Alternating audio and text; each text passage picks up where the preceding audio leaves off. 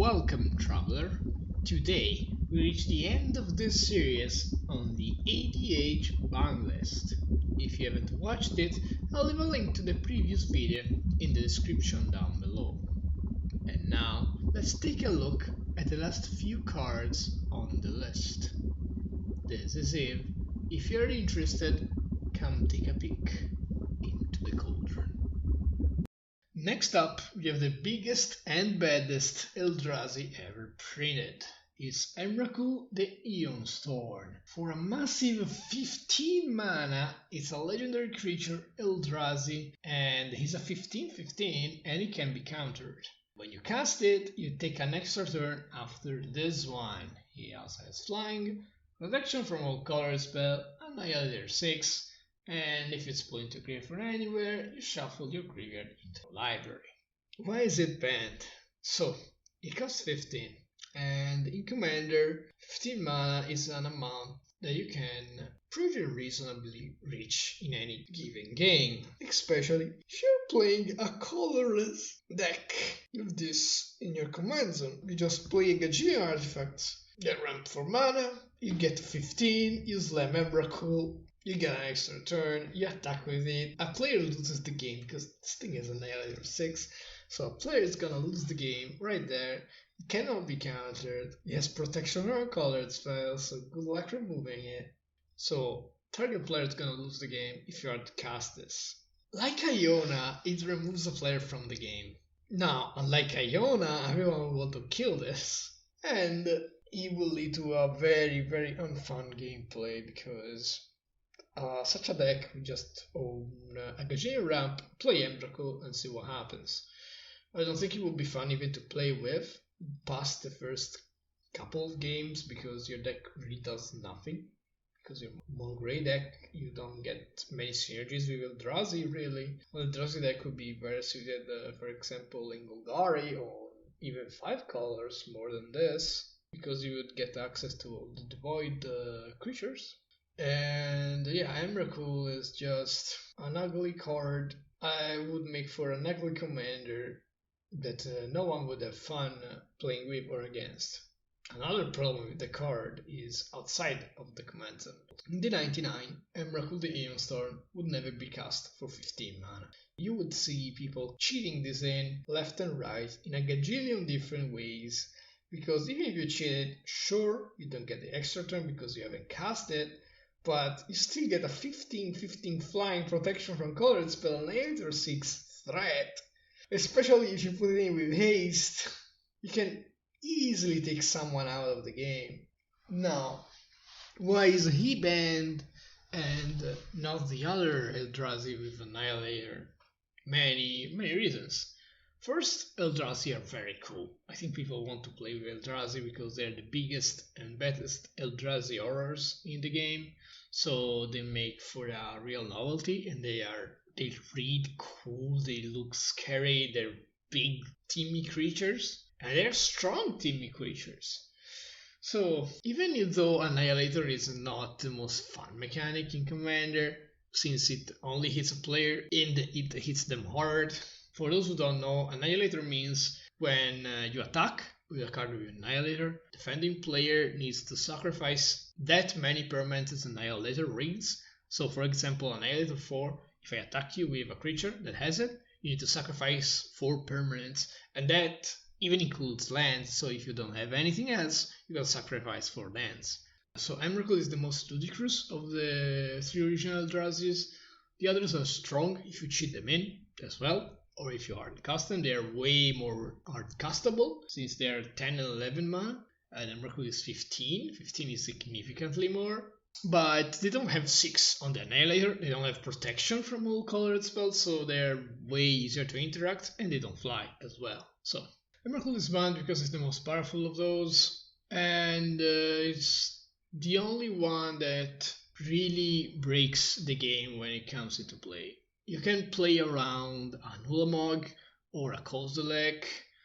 Playing around an Emrakul is basically impossible. You would need to be a token deck that has a huge board already, so if you have 20 soldiers into place, your opponent attacks you with Emrakul, You don't really care, especially if you have some flyer blocker. You just attack them in return on your turn, they're probably taking more damage than you do and you win. But otherwise, of that very niche scenario, Emrakul would be just too strong of a card, especially if cheated in early. So we've got more versions of Emrakul.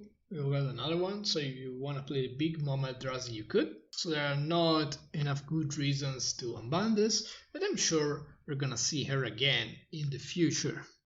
And now Erayo, Suratami Ascendant. For 1 in a blue, he's a legendary creature Moonfolk Monk. He's just a 1/1 with flying. But whenever the first spell of a turn is played, you flip it and it becomes Erayo's Essence. It's no longer a creature, becomes an enchantment that reads counter the first spell played by each opponent each turn. The problem with this card is it's very easy to flip Erayo. In Commander you can pretty consistently do it as fast as turn 3 or 4. I've seen it played, I've seen it happen.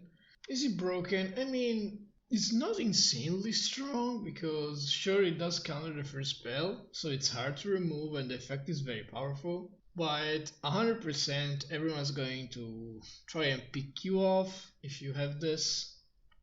Well, everyone will try to kill Raya, and try to kill the enchantment, and everyone will try to kill you. So it's not really a power issue, I think, actually, because the real problem here, I think, is the gameplay. Because it's too heavy. Countering the first spell played by each opponent every turn, it's really unfun to play against. So yeah, Rayo is banned.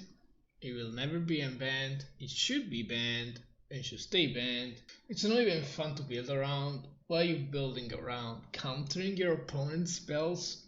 You can do that with commanders like Baral already, or maybe you use Tolerant. I don't see why you would need this guy, so it should stay in the ban list. Next up, we've got one of the most broken cards by baseline and one that can also really easily abuse the fact that we start with 40 life.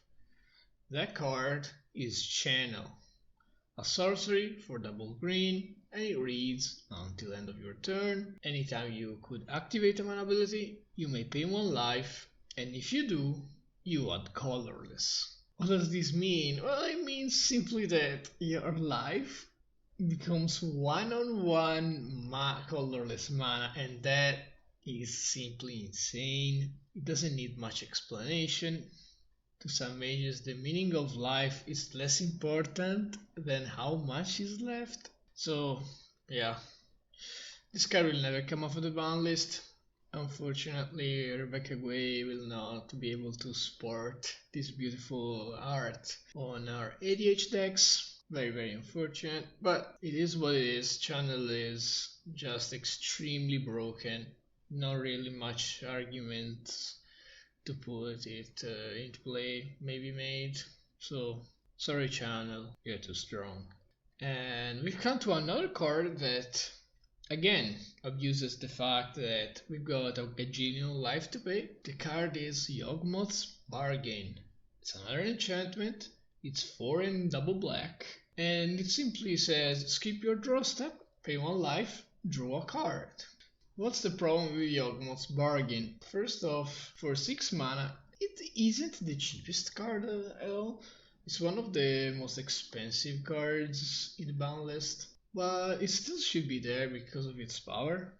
So simply put, the problem with this card is very similar to Channel.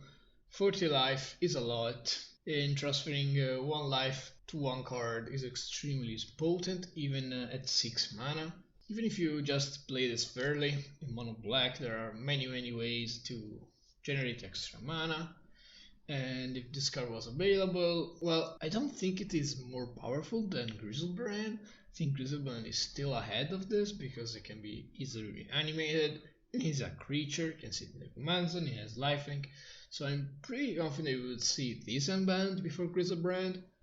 But again, Obmus Bar is way too strong, will never be unbanned, and if you want to play with this effect, there is a very powerful similar card in a necropotence. For those who don't know, what necropotence does is another enchantment for triple black. Instead of 6 mana, it's just 3, and again, skips your draw step, but whenever you discard a card, exile that card from your graveyard. So unlike Obmus Bar, you cannot have that graveyard synergy. And the way you add cards to your hand is by paying 1 life, you exile the top card of your library and you play face down. Then you put that card in your hand at the beginning of your next end step. So the way it's worded is you can pay 1 life and draw a card, technically. But that card is added to your hand only at the beginning of your next end step, so it's only yours. If you activate this on your opponent's turn before it's yours, you are still not gonna see the card until you pass your turn.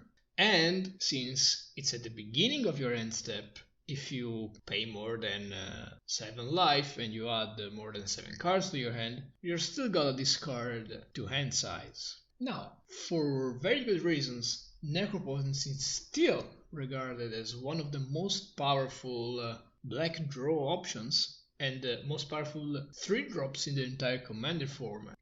So, first, because it's way cheaper than Obmus Bar. Even though it's way less powerful, the fact that it costs only 3. I mean, you could play like Swamp, Dark Ritual, Necropotence, and you could very easily sculpt your perfect hand by dumping like 10 life. So you wouldn't be able to have a gajillion cards in hand like you could with Obmus Bar, but it could be still very powerful. And hesitant to put this in a casual deck, because this card is banned in Legacy and restricted in Vintage. This card is very powerful. And Obmus Bar is better than this card. So there's no way Obmus Bar will ever come back, and it shouldn't. Next up is another legendary creature. He's Rofellos Llanowar Emissary. For just a double green, he's an elf legend. He's a 2/1 and it reads: tap to add 1 green mana to your mana pool for each forest you control. The problems with these cards are very many. First off, Rofellos doesn't say basic forests, so if you have something like a Yavimaya in play or an Ashaya, he's gonna count all of those as well. And he will count Shocklands, he will count Triomes, so he wouldn't even be restricted to mono green. But even if you're playing mono green, this card is still extremely busted.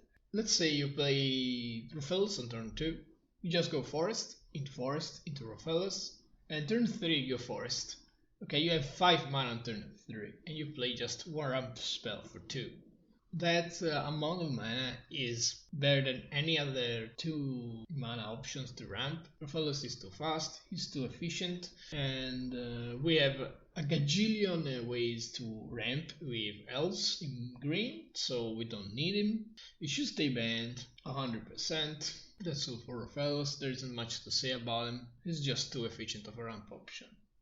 Next up is a very different card in Tinker. For 2 and a blue is a sorcery, and it reads: at the time you play Tinker, sacrifice an artifact.